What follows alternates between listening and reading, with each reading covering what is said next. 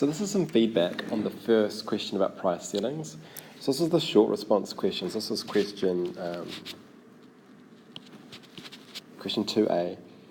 And just to kind of go over the mark scheme to just get people familiar with this to start with.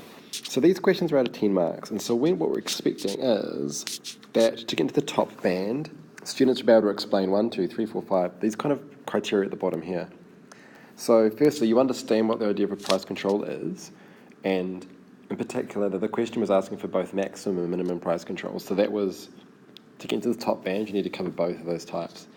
There's an attempt made to define what it means by being a price control, and you've clearly explained and applied the theory. So that kind of infers that you're using the diagram and then supporting it with evidence.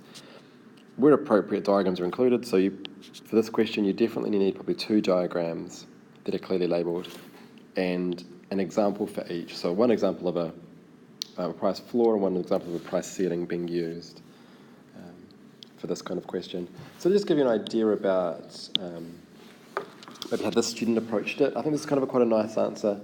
Seems a bit short when you first look at it, but actually I think it covers the requirements quite nicely. So the first part up here is coming really closely in with a definition. So, what is a price ceiling and what is the purpose of it?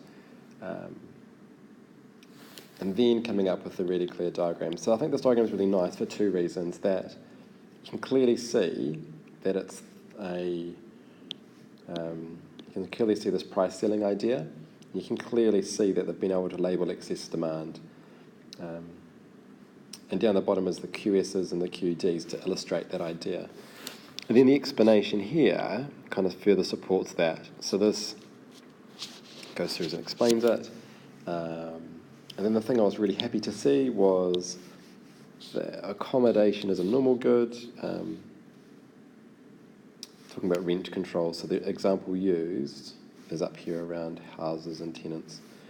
So then it comes through to this part down here, and then example in Singapore could be the HDB housing scheme, which is very low prices for low-income households.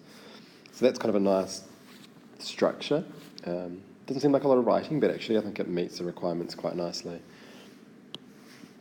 And you can see the second question is similar. So a price floor is a minimum selling price for a good imposed by governments to protect consumers. So the same idea, clearly labelled diagram with the right kind of criterion, showing excess supply, and then same use of an example down below. So the example here they used was Thai rice farmers, which is quite a nice example.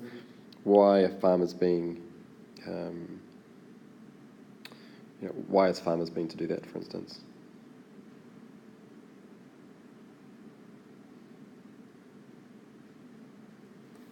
So then if you go back to the criteria, I think for this kind of example you agree there's no significant errors, and I'm pretty happy this student kind of fits in this top example here.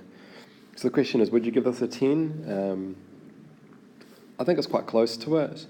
I kind of can't really floor it. Too much.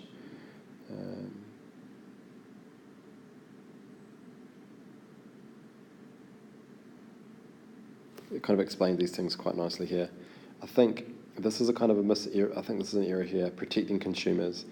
So a price floor is the minimum selling price of a good as imposed by governments to protect consumers. Not quite correct. It's kind of more to do with agricultural products. That was kind of a slight flaw in this question. But I hope that gives you a good background to that first part.